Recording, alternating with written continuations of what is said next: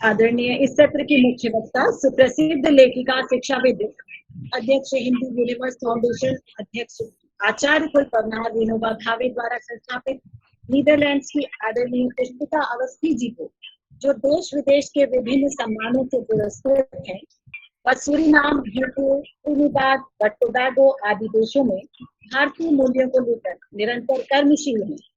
उन्हें मैं ससम्मान इस बौद्धिक यज्ञ में आहुति स्वरूप उनके ओजस्वी संभाषण के लिए आमंत्रित। उसके पूर्व उनके सम्मान में मैं चंद पंक्तियां कहना चाहूंगी। इस तरह से है, पुष्पिता जी हैं पुष्प के समान, सुवासित करती ओजस्वी वाणी ज्ञान, प्रतिष्ठित करती विश्व में भारत का तो जी, और मैं आभारी हूँ बहुत प्रोफेसर रामदेव भारद्वाज जी की, जो कुलपति हैं और विश्व में और भारतवर्ष में कुलपति के दायित्व क्या होते हैं, उसकी क्या जिम्मेदारियां होती हैं, उसको उसके एक प्रतिमान के रूप में वो इस समय हम लोगों के बीच में है, और ये हम लोगों के लिए बहुत गौरव की बात है। नई शिक्षा नीति के संदर्भ में जो आज बात करनी है, पहले उस पर हम कुछ टिप्पणी करना चाहेंगे और उसके बाद में विदेशों में शिक्षा का क्या स्वरूप है और शिक्षा कैसी होनी चाहिए, क्योंकि मुझे ऐसा लगता है कि नई शिक्षा नीति के आ जाने पर भी जो हमारी उस शिक्षा के संचालक हैं, वो नई शिक्षा नीति जिस शिक्षा व्यवस्था के बीच में आएगी या जिस शिक्षा व्यवस्था के पात्र में वो डाली जाएगी, वो हमारा पात्र, वो हमारी शिक्षा व्यवस्था प्रदूषित और कलुषित है। पहले शिक्षा के द्वारा लोग व्यापार करने की कला सीखते थे, अब शिक्षा ही व्यापार हो गई है। इस व्यवस्था को बदलना होगा, इस व्यवस्था को बदलना होगा। दूसरे ये कि शिक्षा मात्र जीविका के लिए दी जा रही है, जीवन और संस्कारों के लिए नहीं। जब तक चाहे जितनी भी नई शिक्षा नीतियां आ जाएं, लेकिन जब तक शिक्षा का संबंध संस्कारों और भाषा से नहीं जुड़ेगा, तब तक शिक्षा संप्रेषित नहीं होगी, तब तक शिक्षा लेने वाले जो विद्यार्थी हैं उनके भीतर वो शिक्षा अवतरित नहीं होगी, वो विलय नहीं करेगी। शिक्षा वस्तुतः ऐसी होनी चाहिए जो व्यक्तित्व में विलय कर सके, जो व्यक्तित्व की पहचान बन सके। ऐसा ना हो कि जैसे रिसर्च पेपर पढ़ने के लिए लोग कॉन्फ्रेंस सेमिनार में लिख लेते हैं और उसे पढ़ देते हैं। अगर उन्हें पढ़ने को न दिया जाए अवसर, तो शायद वो रिसर्च पेपर के बारे में बोल ना पाए। आज की शिक्षा व्यवस्था वैसी ही है, लिखा हुआ बोलना, पूर्व में तैयारी करना। और आप देखिए कि जो रिसर्च पेपर पहले से लिख के पढ़े जाते हैं, उसमें कम से कम 30 साल पहले की बातें होती हैं, जिस कंसल्टेशन के आधार पर उनको रचा गया है। और विचार इतनी तेजी से, विचार और समय इतनी तेजी से आगे बढ़ रहा है कि लिखे हुए पत्र, रिसर्च पेपर नहीं पढ़े जा सकते हैं। समसामयिक समस्याओं के आधार पर, जीवन के आधार पर और भारत देश की संस्कृति के आधार पर, और वो भारत देश की संस्कृति जिसे हम वैश्विक बना सकें, शिक्षा व्यवस्था ऐसी होनी चाहिए जो, जब हम भारत को विश्वगुरु बनाने की बात करते हैं, विश्वगुरु था और होगा, लेकिन अभी की स्थिति में उसे विश्वगुरु बनाने के लिए शिक्षा व्यवस्था भी हमारी वैश्विक होनी चाहिए। अगर वो वैश्विक नहीं होगी तो विश्वगुरु की कल्पना कैसे की जा सकती है? अरे यार, इसलिए अत्यंत अत्यंत आवश्यक है कि हमारी जो शिक्षा व्यवस्था है उसमें मूल रूप से उड़ान तभी वो भर सकेगी जब भाषा की शिक्षा और संस्कारों की शिक्षा दी जा सकेगी। भाषा और संस्कार की शिक्षा किसी भी शिक्षा नीति को लागू करने से पहले आनी चाहिए। यही कारण है कि विदेशों में, रूस में और दूसरे देशों में जब कोई भी व्यक्ति वहां शिक्षा लेने जाता है तो पहले उसे उस देश की जो भाषा है वो सीखनी पड़ती है। उस देश की भाषा में ही वो उस देश की जो शिक्षा है उसको वो धारण कर सकता है। मैंने शिक्षा नीति का या शिक्षा का संबंध भाषा और संस्कृति से बहुत गहरा है, जो हमारे देश में जिसको दिन पर दिन किनारे किया गया। क्यों ऐसी शिक्षा व्यवस्था नहीं बनती है कि जो किसान है उसका बच्चा, वो सपना क्यों नहीं पालता है एक किसान कि उसकी संतान भविष्य में उससे योग्य किसान बने?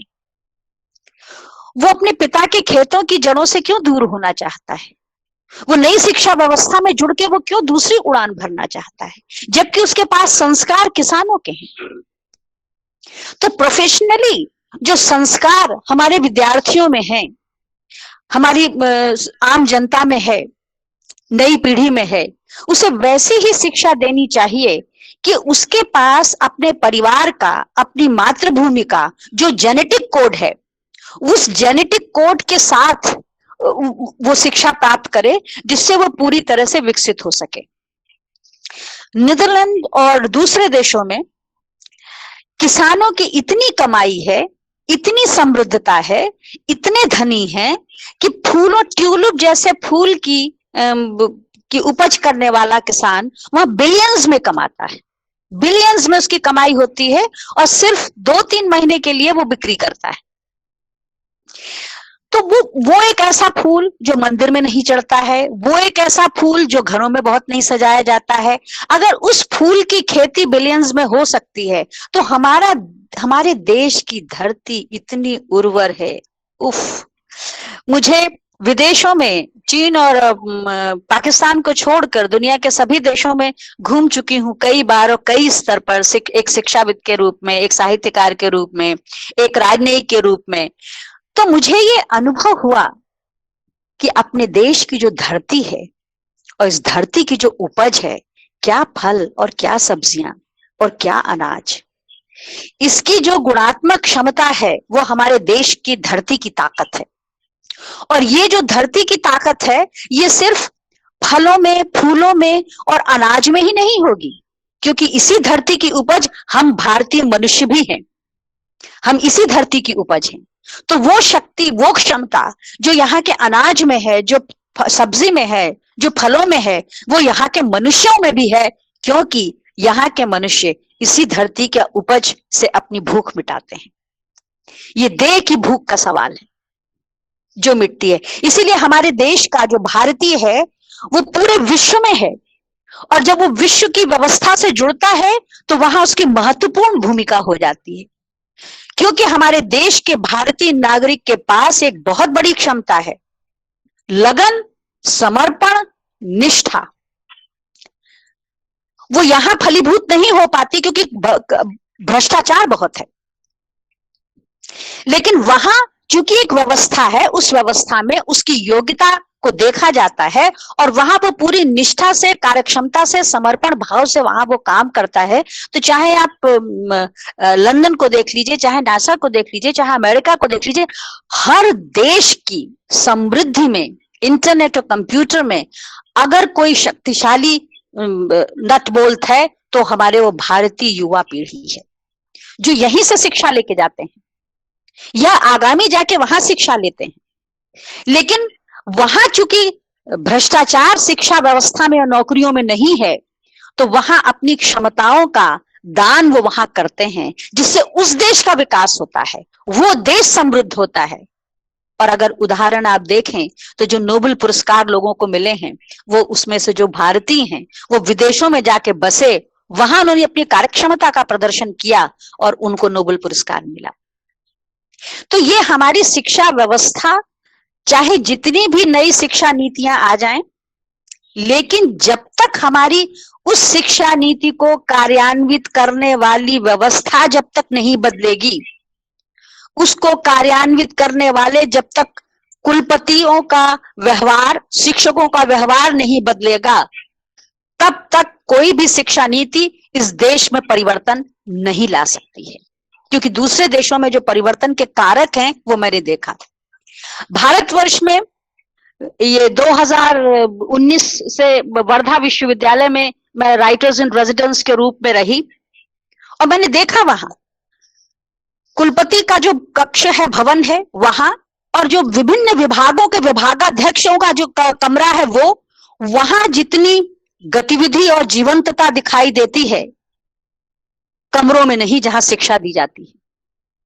वो कमरों में कुर्सियां उल्टी पड़ी रहती हैं। जब मैं वैसे ही घूमने जाती हूँ विचरण करने में गांधी जी के वहां जहां प्रतिमा है वहां, तो मुझे लगता है कि कक्षाएं कितनी मृत हैं, उनमें जीवंतता ही नहीं है।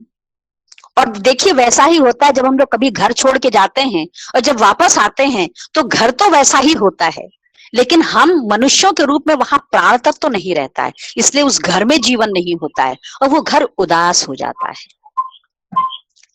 ऐसा ही इसलिए जो प्राइवेट स्कूल हैं, उन प्राइवेट स्कूल में अनुशासन शिक्षकों के ऊपर थोड़ा सा कड़ा होता है, वहां यूनियन नहीं है, और वहां का जो मुख्य प्रतिनिधि होता है वो मुख्य प्रतिनिधि शिक्षकों पर एक वो रहता है जिससे कि अनुशासन बना रहे और पढ़ाई लिखाई होती है। एक और बहुत आश्चर्य की बात है जो अपनी शिक्षा व्यवस्था में देखनी चाहिए। ये सारी बातें मैं इसलिए कह रही हूं कि उड़ान कैसे भरी जा सकती है।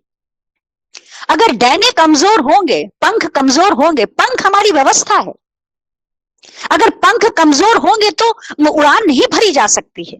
चाहे कितना बढ़िया इंजन हो, चाहे कितना ही नई टेक्नोलॉजी का हवाई जहाज हो, वो नहीं, और चाहे जितना ही बढ़िया उसका जो है वो चालक हो। जैसा कि केरल में भी आपने देखा, very experienced person and get so many medals and after that he is not competent to survive, क्योंकि वो व्यवस्था, वो रनवे ठीक नहीं था। हमारी नई शिक्षा नीति का रनवे भी ठीक होना चाहिए, and that runway is not very good, is not very competent according to the education policies. अब आप देखिए, जो सरकारी विद्यालय हैं गांव में और कस्बों में, वहां लोग अपने बच्चों को नहीं पढ़ाना चाहते हैं, लेकिन सरकारी महाविद्यालय और विश्वविद्यालयों में पढ़ाना चाहते हैं। तो सरकारी उन स्कूलों में क्यों नहीं पढ़ाना चाहते? वो भी तो सरकार के हैं। क्योंकि महाविद्यालय और विश्वविद्यालय में, और मुझे इतना दुख होता है, एकदम जिसे कहा जाए आर्तनाद करती है मेरा मन, मेरा मानस, कि रिसर्च स्कॉलर्स को 5 साल के लिए जो 8,000 रुपए दे दिए जाते हैं पर माह, उसमें उस 8,000 के मोह में वो अपनी युवा वय, जो cream time of the life with the energy and with the excitement to do something for the country, वो सबके अभाव में वो शोध पूरा करने के लिए, शोध के जो आचार्य हैं, उनके प्रोफेसर्स हैं, उनके घर जाकर के उनके घर जाना, उनकी सेवा में समय बिता देते हैं।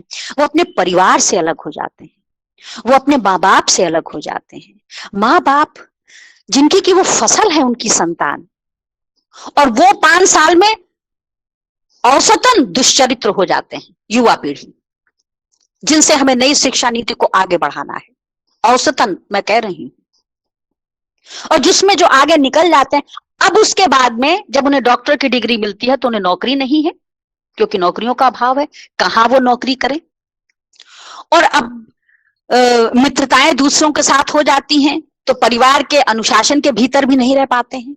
तो आप देखिए कि एक ऐसे अनुशासनहीन समाज की रचना हमारी शिक्षा व्यवस्था कर रही। मैं शिक्षा नीति की बात नहीं कर रही हूं, मैं शिक्षा व्यवस्था की बात कर रही हूं। तो अब ये हम लोग को देखना होगा, ये शिक्षा व्यवस्था दरअसल अभी जो नई शिक्षा नीति आई है, और ये अगर लागू भी हो जाती है तो अभी तो इसे साल भर लगेगा, लेकिन इस नई शिक्षा नीति को चलाने वाले तो वही लोग हैं जो अभी हैं, और वो वैसे ही चलाएंगे जैसे अभी चला रहे हैं, उसमें कोई परिवर्तन नहीं आएगा। कितने शिक्षक हैं जो पढ़ा रहे हैं। हमारी जो पुरानी जो शिक्षा पद्धति है उसमें कोई दोष नहीं है, कोई बुराई नहीं है। हम आप लोग जो भी आज हैं वो उसी शिक्षा पद्धति से बन करके निकले हैं। लेकिन क्यों हम बन गए? क्योंकि हमारे शिक्षक योग्य थे,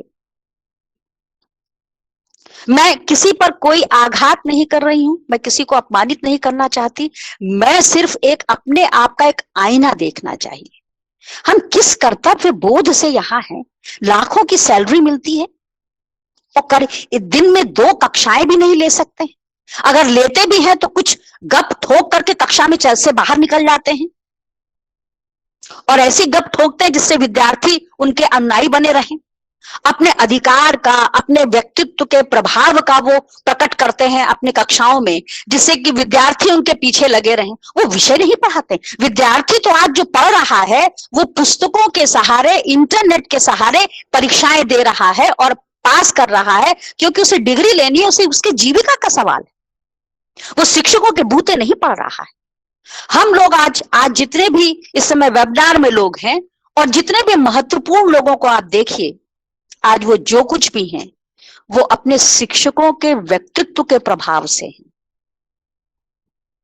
सभी और उस व्यक्तित्व का प्रभाव शिक्षकों का। आज व्यक्तित्व का अभाव है पूरे विश्व में,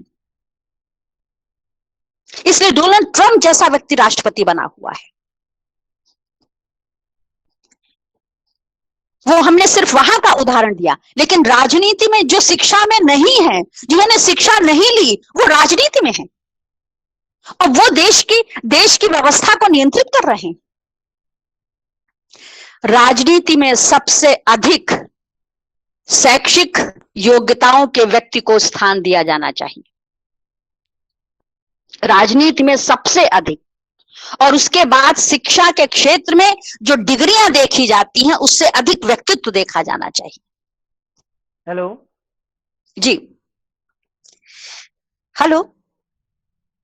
तो मेरा ये अनुरोध है, विदेशों में देखिए, मैं विदेशों में 20 वर्षों से हूं और उन दूसरे देशों में रहते हुए मैंने काम किया।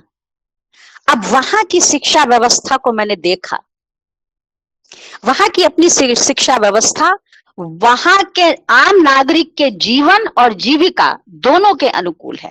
वो पूरी स्वतंत्रता के साथ जीवन जीते हैं और उसके साथ वो हर व्यक्ति को वहां नौकरी मिल जाती है, क्योंकि जब वो 15-16 साल का होता है, जैसे हमारे यहाँ हर एक बीए करेगा, एमए करेगा, पीएचडी करेगा, वहां ऐसा नहीं।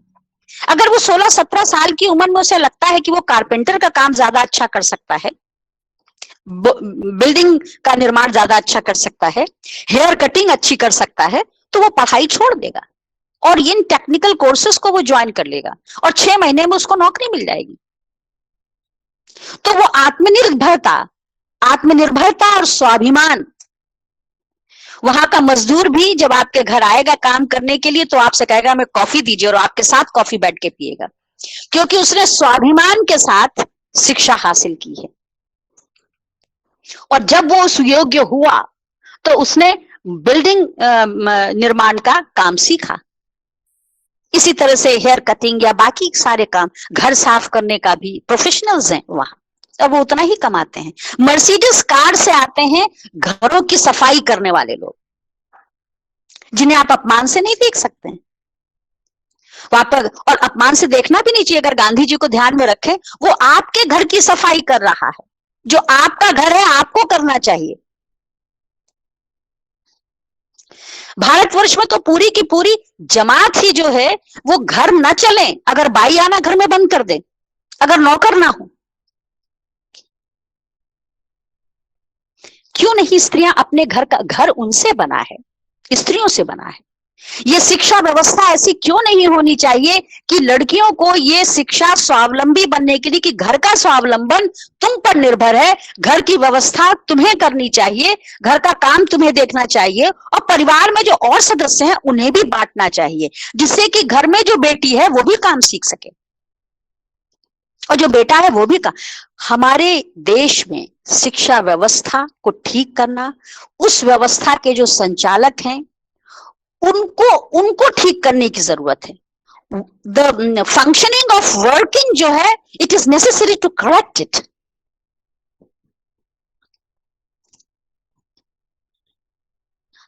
तो अब देखिए, कुलपतियों की नियुक्ति भी अधिकांश जगहों पर राजनीतिक होने लगी है। अब जब राजनीतिक नियुक्ति कुलपति की होगी तो वो विश्वविद्यालय कैसे चलेगा?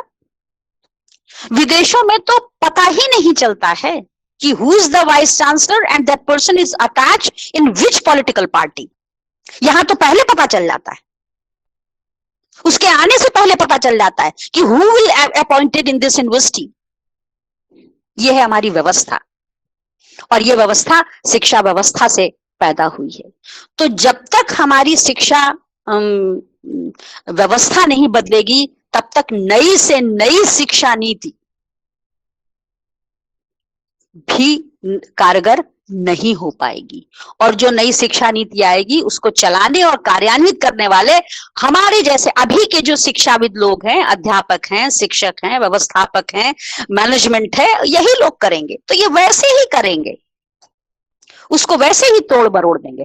अब देखिए, विदेश में रहते हुए मुझे लगा कि वहां की जो शिक्षा पद्धति है उसमें हम जगह नहीं बना सकते, लेकिन जो भारतीय हैं उस देश के और भारतवंशी हैं, जो 1834 से 1916 के बीच में गए और उनको डच और ब्रिटिश कॉलोनाइजर्स ने मशीनों की तरह खरीदा और बेचा और विश्व के देश कोन अतरों में उनको फेंका। वो किसान मजदूर थे।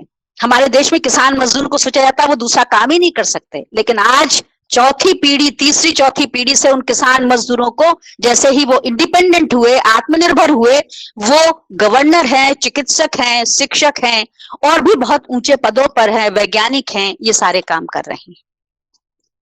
लेकिन ये सारे काम उस देश की व्यवस्था में, उस देश की संस्कृति में, उस देश की नागरिकता लेते हुए भी वो भारतीय संस्कृति के पुजारी हैं, वो भारतीय संस्कृति के अध्येता हैं।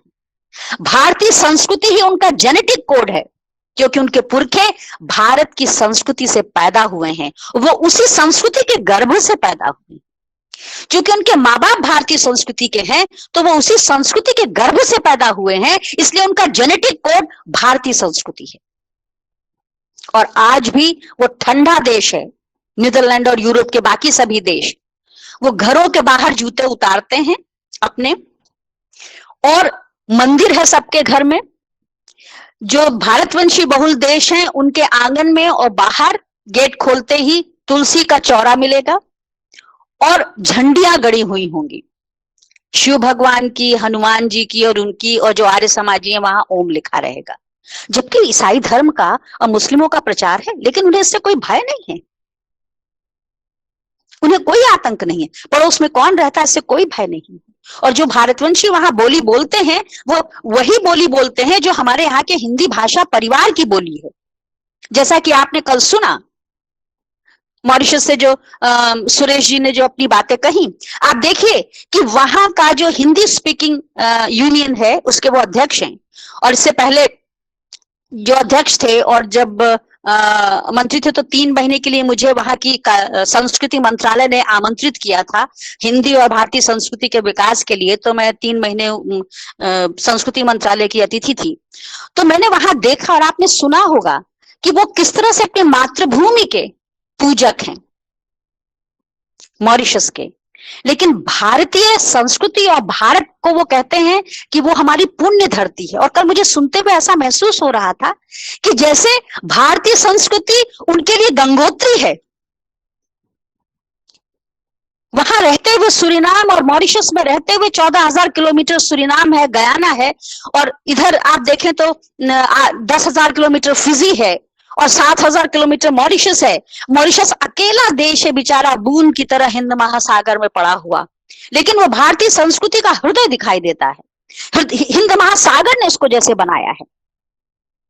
और वहां जो भारतीय संस्कृति, वो भारतीय संस्कृति के पुजारी दिखाई दिए। ऐसे ही आपने इंडोनेशिया के जो सज्जन थे उनसे जो आपने भाषण सुना, उनकी भाषा में जो शब्द थे वो ऐसा लगता था जैसे उनके रक्त से विलय होने के बाद उनकी वाणी में आए हैं।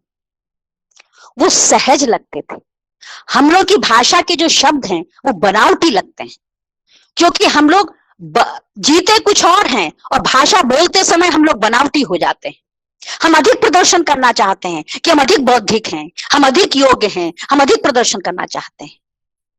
हम जो है उस रूप में बुद्धिजीवी वर्ग के बीच या अपने समाज के बीच में नहीं अपने को प्रेजेंट करते हैं। एक दूसरे तरह के दिखावे का एक मास्क लगाया हुआ जो बोध है उससे हटना चाहिए। तो मैंने वहां शिक्षण संस्थाएं बनाई, बहुत खुशी से लोगों ने उसको स्वीकार किया। एक साहित्य मित्र संस्था बनाई और एक विद्यानिवास मिश्र संस्था बनाई। आप सोचिए कि वो लोग हिंदी भाषा को रोमन स्क्रिप्ट में लिखते हैं अधिकांश, लेकिन फिर भी वो लिखते हैं कविताएं और बाकी बातें। और वो और वहां पर छोटा सा देश, लेकिन 153 वहां मंदिर हैं, मस्जिदें हैं, वहां 28 मस्जिदें हैं। और शनिवार इतवार के दिन वहां भारतीय परिवार, भारतवंशी परिवार पूरे के पूरे अपने दादी दादा नाना नानी माने पूरे दल बल कुत्ता बिल्ली सहित वहां मंदिर में जाते हैं सवेरे 8-9 बजे से लेकर के रात 8-9 बजे तक। वहां उन्हें संस्कारों की शिक्षा मिलती है उस वातावरण में। और उन्हें इसकी चिंता है कि जब हम नौकरी विदेश में कर रहे हैं तो अपनी नई पीढ़ी को शिक्षा देने के लिए हमें एक वातावरण रचना होगा। और वहां नृत्य की कक्षा, संगीत की शिक्षा और हिंदी भाषा की शिक्षा, हमारे देश की राष्ट्रभाषा हिंदी नहीं हो पा रही है, लेकिन भारतवंशी बहुल देशों के हिंदुस्तानी और भारतवंशियों की भाषा हिंदी है। हिंदी भाषा परिवार की बनी हुई हिंदी भाषा है।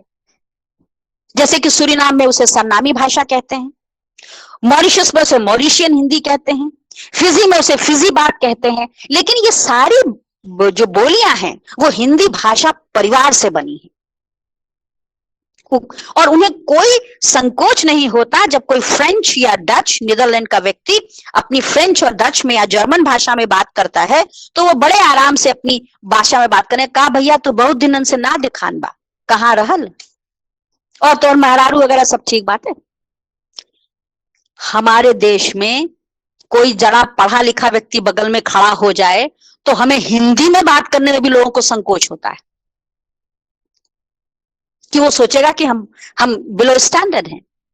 तो अपनी भाषा के प्रति और अपनी संस्कृति के प्रति गर्व करने वाली शिक्षा नीति होनी चाहिए। और शिक्षा नीति अगर चाहे जैसी भी हो, वो जीविका की हो, पर हमारे शिक्षाविदों को, क्योंकि ये जिम्मेदारी शिक्षाविदों की है, शिक्षकों की है कि वो संस्कृति की और भाषा की शिक्षा के संस्कार विद्यार्थियों में दें और वो कहे कि हाँ हम इस शिक्षक के विद्यार्थी हैं। मैं गर्व से कह सकती हूं कि नर्सरी से लेकर के अब तक मुझे जिन अध्यापकों ने पढ़ाया और जिन साहित्यकारों से मुझे की संगत का मुझे प्रशिक्षण मिला कि मैं 52 से अधिक किताबें लिख सकी, वो किताबें दूसरी भाषाओं में भी ट्रांसलेट हैं, दूसरी भाषाओं में और भारत की भी भाषाओं में, बांग्ला में, मराठी में, इन सब में। तो ये है। तो वहां जो संस्थाएं बनाई, उन संस्थाओं में हमने हिंदी शिक्षण का कार्यक्रम रखा और सैटरडे संडे को हम एक्स्ट्रा क्लासेस अपने घर में बुला करके क्रिएटिव राइटिंग के लेते थे और उनको हमने कविता कहानी लिखना सिखाया। वहां के टेलीविजन से और रेडियो स्टेशन से मैंने बात की, खुद जाकर के मैंने बात की, एम्बेसी के फर्स्ट सेक्रेटरी की हैसियत से नहीं, being a writer and being a teacher. और मैंने कहा, और वहां कोई टेलीविजन और रेडियो में कार्यक्रम देने का कोई पैसा उन देशों में नहीं मिलता है पार्टिसिपेंट्स को। मैंने कहा कि आप लोग चूंकि देवनागरी लिपि नहीं जानते हैं, इसलिए इस समय हिंदी साहित्य में जो लिखा जा रहा है उसे आप नहीं जान पाते हैं, तो आप लोगों को समकालीन हिंदी साहित्य की जानकारी हो, इसलिए मैं रेडियो और टेलीविजन में आधा घंटे का व्याख्यान दिया करूंगी। और वो मैंने हर सप्ताह वहां दिया 3 साल तक लगातार। और 7वें विश्व हिंदी सम्मेलन का संयोजन वगैरह सब वहां किया। इसके साथ अब मैं ये बताऊं कि ये सारा जो उन्माद और जो समर्पण ये था, ये किसके बूते था। जब मुझे भारतवर्ष से सूरीनाम भेजने की बात हुई तो अटल बिहारी वाजपेयी जी ने मुझे भेजा और जाने से पहले उन्होंने अपने प्रधानमंत्री आवास में काव्य गोष्ठी रखी और उन्होंने कविता का पाठ किया और मैंने भी किया और 4 और लोग थे, उन लोगों ने भी पाठ किया और कहा कि इस बार सूरीनाम एक कवि को भेज रहे हैं और देखते हैं वो कवि क्या करता है। और मैं बहुत गर्व के साथ आज कह रही हूँ कि आज जो मैंने अटल बिहारी वाजपेयी जी ने जिस उल्लास के साथ मुझे भेजा था, उसी उल्लास के साथ आज अटल बिहारी वाजपेयी विश्वविद्यालय ने नीदरलैंड के हिंदी यूनिवर्स फाउंडेशन के साथ जोड़ करके जो ये कॉन्फ्रेंस 5 दिवसीय रखी है, मेरी आंखें भरी हुई हैं, मन भरा हुआ है कि ये वही भावबोध है। मैं जो मिस करती थी उनको, वो आज मैं पा सकी। और मैं विदेशों में भी और भारत में भी मैं हिंदी के संस्कारों को और भारतीय संस्कृति के संस्कारों को बनाए रखने के लिए जो मुझसे हो सकेगा उसे मैं करूंगी। इसलिए कल जब बातचीत हो रही थी तो उसमें मैंने सोचा कि कोशिश मैंने की थी वर्धा के हिंदी विश्वविद्यालय से भी करने के लिए, मेल भी किया था, मैसेज भी किया था, लेकिन अब मैं अपने प्रोफेसर रामदेव जी से अनुरोध करूंगी, प्रार्थना करूंगी कि पूरे विश्व में जो हिंदी की संस्थाएं हैं, ये बहुत बड़ा कंट्रीब्यूशन होगा। एंड अटल बिहारी वाजपेयी की जो आत्मा है वो निश्चित, क्योंकि हम लोग का दर्शन ये मानता है कि आत्माएं जो है वो नहीं इस दुनिया से अलग होती हैं। तो उन्होंने तो ऑनलाइन अगर विश्व की सारी हिंदी संस्थाओं को अगर हम ऑनलाइन रजिस्टर करा लें, और जो हिंदी के विद्यार्थी हैं उनका हमने फॉर्म भी बनाया है, वो हिंदी यूनिवर्स फाउंडेशन और हिंदी विश्वविद्यालय अटल बिहारी वाजपेयी दोनों से जुड़ करके वो ऑनलाइन रजिस्ट्रेशन विद्यार्थी भी करवा लें, तो शायद हम लोग के सामने, अटल बिहारी वाजपेयी विश्वविद्यालय के सामने, पूरे विश्व की हिंदी संस्थाएं और हिंदी के विद्यार्थी आपके इंटरनेट पे, आपके नेट पर, आप पर उस पर होंगे। और आप जब चाहेंगे तो बड़ा आयोजन कर सकते हैं। मैंने बहुत समय लिया और मैं बहुत सॉरी फॉर दिस, मैं भावुक हो गई, रियली सॉरी फॉर दिस। लेकिन मैं ये चाहूंगी कि अगले वर्ष स्थितियां अनुकूल होंगी तो हम लोग एक ऐसी ही कॉन्फ्रेंस, वेब कॉन्फ्रेंस तो करेंगे ही, लेकिन कॉन्फ्रेंस नीदरलैंड में भी आयोजित करेंगे। इन्हीं शब्दों के साथ मैं बहुत आभारी हूँ अपने प्रोफेसर साहब की, संदीप जी की, और भावना जी का कल संचालन देखा, और आज अपनी रीता जी की, और सभी अपने श्रोताओं से कवि हूँ इसलिए भावुक हो जाती हूँ, क्षमा कीजिएगा। धन्यवाद। पुष्पिता जी, आप बहुत सटीक और अच्छा बोली, बहुत बहुत बधाई आपको। बहुत बहुत धन्यवाद। पुष्पिता जी, मैं आपको बहुत बहुत आभार व्यक्त करता हूँ। आपने यथार्थ और भावनाओं का जो समुच्चय हम लोगों के सम्मुख प्रस्तुत किया है, जिसमें भावनाएं यथार्थ पर हावी हुई हैं, और निसंदेह एक न एक दिन ये जो आपके भाव हैं, ये आपकी जो परिकल्पना है, ये आपके अंतः की जो वेदना है, उसे हम साकार रूप देंगे। अटल बिहारी वाजपेयी हिंदी विश्वविद्यालय का भी ये सौभाग्य है कि आपके साथ जुड़कर, यूनिवर्स फाउंडेशन के साथ में जुड़कर इस कार्यक्रम का हमने आरंभ किया है। यह इतिश्री नहीं है, यह शुभारंभ है। मैंने आपका बायोग्राफिकल स्केच देखा, निश्चित तौर पर मैं अभिभूत हूँ। जल्दी में कल ही आपने मुझे भेजा है। यदि समय होता तो मैं उसकी स्लाइड बनाकर सभी श्रोताओं को दिखाता कि किस तरीके से आपने अपने जीवन को हिंदी भाषा के लिए, राष्ट्रीय संस्कारों को विश्व में प्रसारित करने के लिए, और भारत की स्पंदनों को, संस्कृति, साहित्य और कला को दूसरे देशों में प्रवाहित करने के लिए अपने आप को समर्पित किया। मोबाइल पर जब आपसे बात हुई थी, अटल जी का संस्मरण आपने सुनाया था। मुझे भी संयोग मिला है अटल जी के साथ 2-4 बार बात करने का। उनका आशीर्वाद मुझे रहा, और आज न जाने कैसे मैं बिना सोचे समझे, बिना प्रयास के इस विश्वविद्यालय के कुलपति के रूप में आया हूँ। आपने इस बात को बहुत सटीक उठाया है कि नीतियां तो बहुत अच्छी होती हैं, परंतु जब तक अधोसंरचना नहीं होती है, डीएनए अच्छा है, लेकिन डीएनए को पल्लवित होने के लिए वह उर्वरा नहीं है तो वह आगे प्रस्फुटित नहीं हो पाता। अभी यह विश्वविद्यालय आरंभ की अवस्था में है, शैशव अवस्था में है। आज नहीं तो कल हम रहे न रहे, हमारा ये विचार रहेगा, ये विश्वविद्यालय रहेगा और निश्चित तौर पर न केवल भारत बल्कि पूरे विश्व में इसकी पताका लहराएगी। मुझे यह विश्वास है, मेरा यह अंतः मन बोलता है। आप जितने भावुक हैं, आप जितने सहृदय हैं, वह इस बात का प्रमाण है कि आपका अंतः मन, अंतः चित्त उतना ही निष्प्रह है। आप में कोई लालच, लोभ या लाग लपेट नहीं है। सीधी सपाट भाषा जो अंतर मन में है वही बाहर है। यही जो अद्वैत है, यह हमें चाहिए। हमारी शिक्षा व्यवस्था में भी जो द्वैत है, जब तक वह खत्म नहीं होगा, हम शिक्षा व्यवस्था को नहीं सुधार पाएंगे। आपने बहुत ही सटीक कहा था कि भाषा और संस्कारों की शिक्षा यदि किसी राष्ट्र से छीन ली जाए तो वह राष्ट्र नष्ट हो जाता है।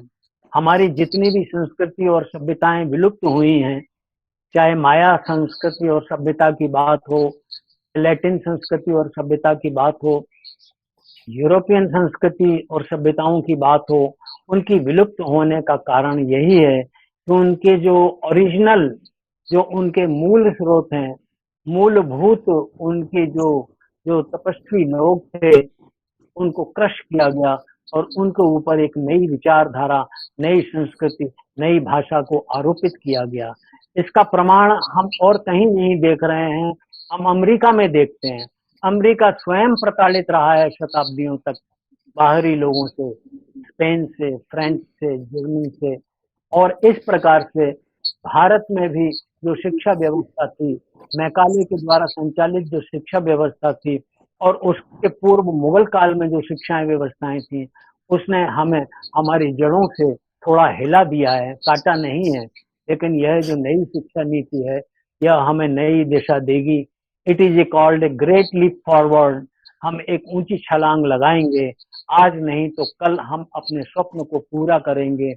और आपका ये बात सही कहना है कि प्राथमिक शिक्षाएं जब तक मजबूत नहीं होंगी, उच्च शिक्षाएं और अनुसंधान के जो क्षेत्र हैं वह सूने पड़े रहेंगे और हम निश्चित तौर पर दूसरों की ओर देखते रहेंगे, आत्मनिर्भर कभी नहीं बन पाएंगे। विश्व की कोई भी ताकत नहीं चाहती कि भारत तरह तरह के जो अवरोध हैं वो पैदा किए जाते हैं। कहीं से अवरोध नहीं है तो सीमाओं पर अवरोध पैदा किए जाते हैं, ट्रांसफर ऑफ टेक्नोलॉजी में अवरोध पैदा किए जाते हैं। लेकिन प्रधानमंत्री मोदी के नेतृत्व में यह जो नई शिक्षा नीति आई है, यह किसी अवरोध को स्वीकार नहीं करेगी और यह आगे बढ़ेगी। आपने निश्चित तौर पर कहा है कि परिवार, समाज, वर्ण, वर्ग, इसमें भी जो शिक्षक हैं उनका भी ये दायित्व बनता है। परिवार का दायित्व बनता है माँ का, वो परिवार को संभाले। समाज नेतृत्व का दायित्व बनता है वो समाज को संभाले। विभिन्न वर्गों का दायित्व बनता है, विभिन्न वर्गों के नेतृत्वकर्ताओं का दायित्व बनता है वे इन वर्गों को संभाले। आज परिवार, समाज, वर्ण, वर्ग सब स्वच्छंद हैं, इसीलिए यह विकराल रूप हमें शिक्षा का भयावह रूप हमें देखने को मिल रहा है। आज नहीं तो कल निश्चित तौर पर हम एक ऐसे स्वप्न को साकार करेंगे जिसकी परिकल्पना इस नई शिक्षा नीति में की है और जो माननीय अटल बिहारी वाजपेयी के हृदय में था, उनकी कविताओं में झलकता है, उनकी लेखनी में झलकता है, उनके व्याख्यानों में झलकता है। आज हम उनके एक एक कृति को, एक एक शब्द को, एक एक विचार को साकार करने की स्थिति में हैं। हम तन, मन और पूरे मनोयोग से आपको विश्वास दिलाते हैं। आपके व्यक्तित्व के सामने हम लोग बहुत छोटे हैं, लेकिन फिर भी हमें भरोसा है आप हम लोगों के साथ में हैं। हम आप जैसे और भी लोग हमारे साथ में जुड़ेंगे और हम स्वप्न को पूरा करेंगे। बहुत बहुत धन्यवाद। मैंने अनाधिकृत रूप से बीच में आकर के आपके विचारों को सुनने के बाद अपने को रोक नहीं पाया, इसलिए मैंने अपने कुछ ये त्वरित विचार रखे हैं। यदि कुछ अन्यथा हो तो इसके लिए मैं क्षमा चाहूंगा। सादर प्रणाम।